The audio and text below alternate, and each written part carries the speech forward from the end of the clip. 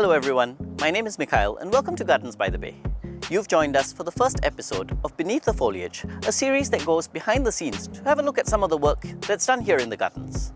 In every episode, I'll be meeting with a different colleague and chatting with them to find out a little bit more about what they do here in the gardens and what they do to make the attraction a must-visit place for locals and tourists alike.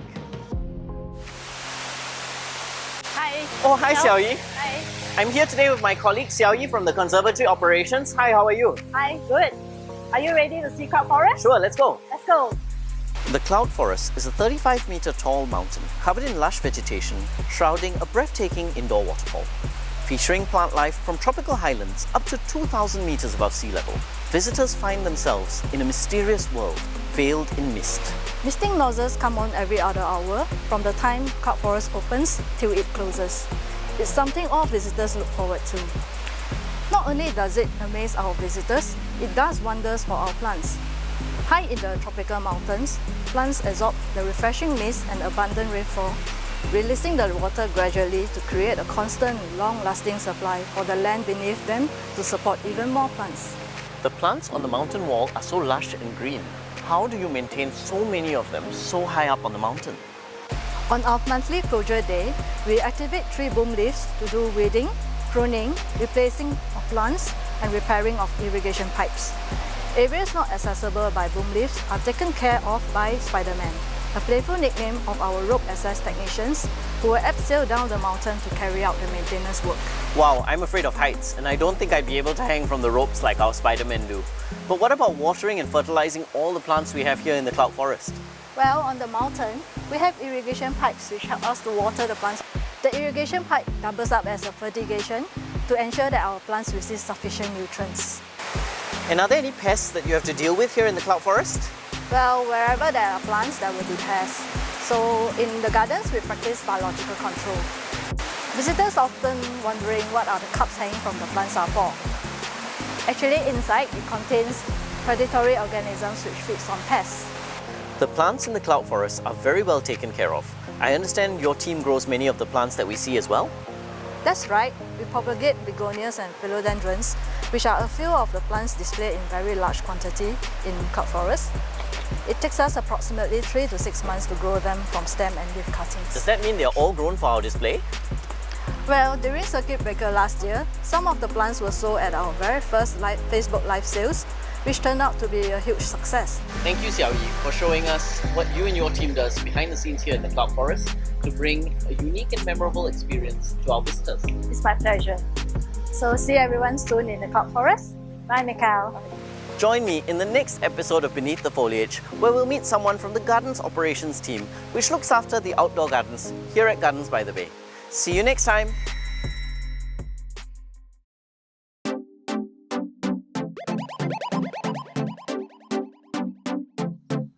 Hi everyone, and welcome back to Gardens by the Bay. As you can see, I'm standing in the heart of the gardens in Super Tree Grove. Super Tree Grove consists of 12 vertical gardens or living sculptures, originally inspired by Valley of the Giants in Western Australia. Each measure between 25 and 50 meters tall and are designed with a large canopy to provide shade during the day and that come alive with a free light and sound show every night. If you want to get up close and personal with a super tree, you can climb up to our 22-meter high OCBC Skyway, or you can enjoy the panoramic vistas of the garden from our brand new attraction, Super Tree Observatory. Today we have our resident horticulturist, Chao Yi, to tell us a bit more about the plants you'll encounter at Super Tree Grove. Bromeliads are one of our core collections in the outdoor gardens, and many of them are displayed on the super trees. They have attractive foliage in terms of colors, shapes, arrangements, and patterns. They also produce exotic flower spikes which are long-lasting. The bromeliads we have on the super trees are Tillandsias, New Religia, Eubergia, and Acmea. My favorite plant in the Super Tree Grove is Grammatophyllum speciosum, or tiger orchid, because the markings or patterns on its flowers resemble the skin of a tiger. It's the largest orchid species in the world, and they only bloom once every year here at Gardens by the Bay.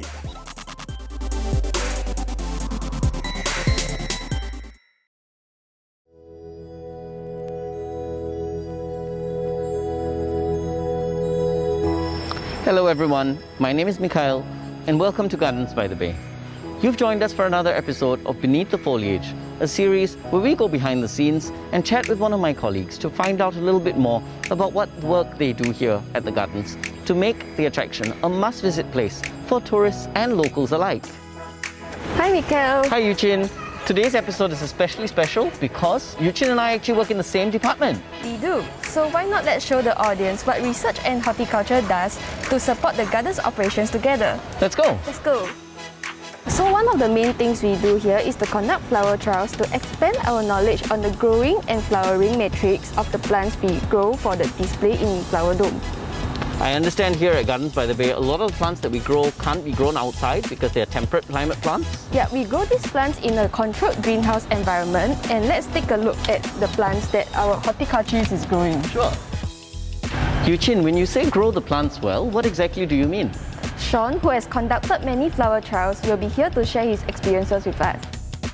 We test the factors of temperature and light, and through observation, are able to achieve more control over when the plants flower and how long the flowers last. We are also able to find ways to reduce the amount of resources used and grow these plants in a more sustainable manner. For instance, our flower trials may reveal to us that certain plants may not require as much water, cooling, or fertigation. You know, when I tell people I'm in the research and horticulture department, many of them imagine me to be sitting behind a computer hunched over or flipping through some huge dusty volumes of books. But actually, I'm here, surrounded by a sea of flowers. Yeah, our job may seem tedious to others, but it's pretty rewarding and exciting when you find out what works best for our plants. It does look great. Yes! So what happens next after the flower trial? So the production team will apply what they have learned and work on getting the required number of plants for the changing displays in Flower Dome, as well as the other indoor attractions in Gardens by the Bay. Our colleague Kali will tell us more. Hi! Hi Kali. Hi Mikhail. Could you show us some of the steps involved in growing a plant? Of course. We start by sowing these seeds from overseas suppliers. After 4 to 6 weeks, once they reach this stage, we transplant them. Later, we fertigate them to get them to reach a certain size, and we also control the temperature. Do you also have to control how much light these plants might be able to get? Yes, we do. These specific plants are long day flowering plants. To get them to flower, we trigger the lights during the night to get our flowers. So what about pests and diseases? We scout for them regularly. If we do have any issues, we report them to Mr. Ong. He is our principal specialist in integrated pest management. He will report back to us on how to solve the issue. So Yuchin, I think our audience knows a lot more about the flower trials and the work that we do, but perhaps you can share a little bit about our plant displays as well? Yes, I was just about to show you our upcoming Orchid Haven display, the Flight of the Moth Orchid. Let's go! Sure. So what is the team's role in setting up this display? So we are actually in charge of the placement of the plants on site and making sure that they are aesthetically pleasing for the visitors to look at and enjoy. How long would a display like this take to put together, and what kind of work will be involved? So normally, we will plan the concept about a year in advance. Then, research is done to find out what are the most suitable plants to be used to fit the theme of the display. And what about information that we might share with the public about the display? So normally, we will work on building a narrative around the display and see it as a way to share useful information which the visitors might not know of, such as this signboard over here. Thanks Yuchin for taking the time to show us what the Research and Horticulture Department does. No problem. Thank you everyone, and join us for our next episode of Beneath the Foliage. See you soon!